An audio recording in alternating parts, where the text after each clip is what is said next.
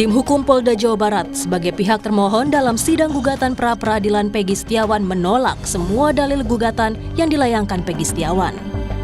Penyidik yang diwakili tim bidang hukum membacakan dasar-dasar menetapkan Peggy sebagai tersangka yang ditulis dalam berkas sebanyak 42 halaman. Usai sidang, penyidik menyampaikan sudah memiliki 3 alat bukti untuk penetapan tersangka Peggy. Memang faktanya dengan kita berbeda begitu kan.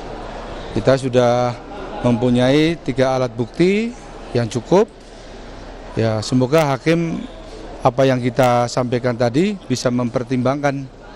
Kita kan masing-masing pemohon maupun termohon ini kan untuk meyakinkan bagaimana hakim untuk mengambil keputusan, benar begitu. Sementara kuasa hukum pemohon Peggy Setiawan dalam repliknya menyampaikan kembali jika pada faktanya Peggy tidak pernah diperiksa sebagai tersangka dan dijadikan DPO hingga pada akhirnya dipaksa jadi tersangka tanpa ada alat bukti. Rangkaian dalil yang disampaikan termohon bertentangan dengan fakta yang sebenarnya di mana pemohon pada awalnya tidak pernah diperiksa sebagai tersangka, kemudian dijadikan masuk dalam DPO dan dipaksakan menjadi tersangka. Padahal tidak pernah ada bukti maupun petunjuk yang mengarah kepada pemohon sebagai pelaku tindak pidana sebagaimana ditentukan dalam perkara AKO. Pihak Polda Jawa Barat dalam sidang pra-peradilan Peggy Setiawan sudah menyampaikan dupliknya. Agenda sidang pra-peradilan akan dilanjutkan Rabu besok dengan agenda pihak Peggy dan Polda Jawa Barat menghadirkan saksi. Tim Liputan, Kompas TV. Lebih lengkap soal sidang pra-peradilan Peggy Setiawan, kita akan menyapa jurnalis Kompas TV Ahmad Fadilah dari Bandung, Jawa Barat. Selamat malam Fadil. Fadil, bagaimana agenda sidang besok? Siapa saja saksi yang akan dihadirkan? Ya, baik, Nitya dan saudara dapat saya laporkan informasi terkini dari sidang gugatan pra-peradilan yang diajukan oleh tim kuasa hukum Peggy Setiawan, di mana hari ini ada 3 agenda yang sudah dilaksanakan, yaitu mulai agenda jawaban dari tim hukum Polda Jawa Barat atas materi gugatan pra-peradilan, kemudian agenda replik, dan terakhir ditutup agenda tutup.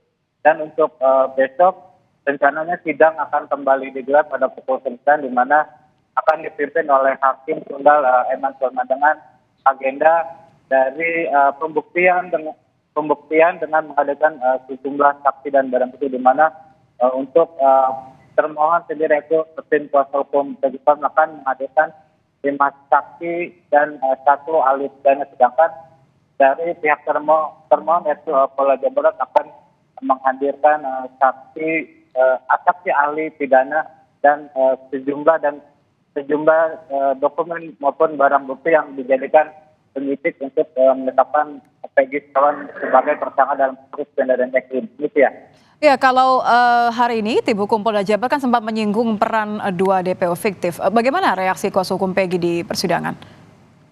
Ya, memang dalam sidang hari ini dalam agenda jawaban tim hukum Polda Jawa Barat atas materi gugatan pra-peradilan disebutkan bahwa ada 2 DPO yang bernama Dani dan Andi disebutkan dalam jawaban dari tim Polda Jawa Barat. Tidak hanya menyebutkan nama 2 DPO tersebut, dari Polda Jawa Barat juga menyampaikan membeberkan peran dari kedua DPO. Padahal pada awal rilis pertama Polda Jawa Barat menetapkan Peggy Setiawan sebagai tersangka kasus penodaan agama ini, pihak Polda Jawa Barat sudah mengungkap bahwa 2 DPO atas nama Dani dan Andi ini fiktif, sehingga ketika penyampaian penyidik Polda Jawa Barat di dalam sidang hari ini membuat reaksi dari tim hukum Peggy Setiawan, bahkan dalam proses persidangan pun membuat para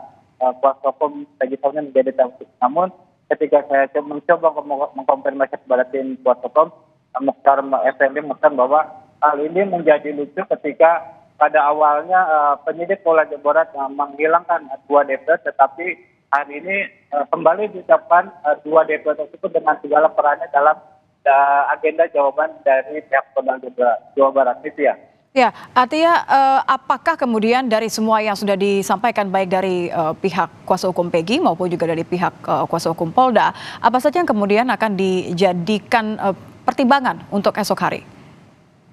Ya memang panitia setelah agenda hari ini pihak dari kuasa hukum Peggy Setiawan pastinya akan mempersiapkan saksi dan saksi yang akan meringankan Peggy Setiawan dan ada saksi ahli pidana untuk dihadirkan dalam sidang besok. Dan tidak hanya itu, dari termohon juga Polda Jabar juga akan menghadirkan saksi ahli pidana, di mana dengan menghadirkan saksi-saksi dan itu bisa membuat dalam gugatan ini khususnya dari tim kuasa hukum Peggy Setiawan merasa optimis bahwa gugatan pra peradilan akan diterima oleh hakim dengan dikarenakan berbagai dasar yang disampaikan oleh Polda Jabar sangat tidak sesuai dengan fakta dan kenyataan dalam peristiwa kasus Vina dan Eki. Itu ya.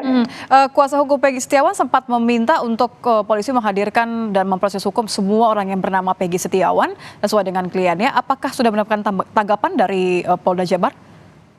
Ya, Anissa, memang meski ada keinginan dari tim hukum Peggy Setiawan dengan meminta pada pihak penyidik Polda Jabar untuk memeriksa seluruh nama yang sama dengan Peggy Setiawan, tetapi Polda Jabar sendiri memang meyakini bahwa Peggy Setiawan yang saat ini sebagai tersangka adalah merupakan DPO kasus Vina dan Eki, Peggy alias Darren Teja, dan penyidik pun juga meyakini bahwa dalam penetapan tersangka Peggy Setiawan ini sudah sesuai dengan prosedur, di mana penyidik memiliki minimal dua alat bukti, yaitu keterangan saksi dan bukti visum pada 2016 silam. Gitu ya. Baik, terima kasih jurnalis Kompas TV Ahmad Fadilah di Bandung, Jawa Barat.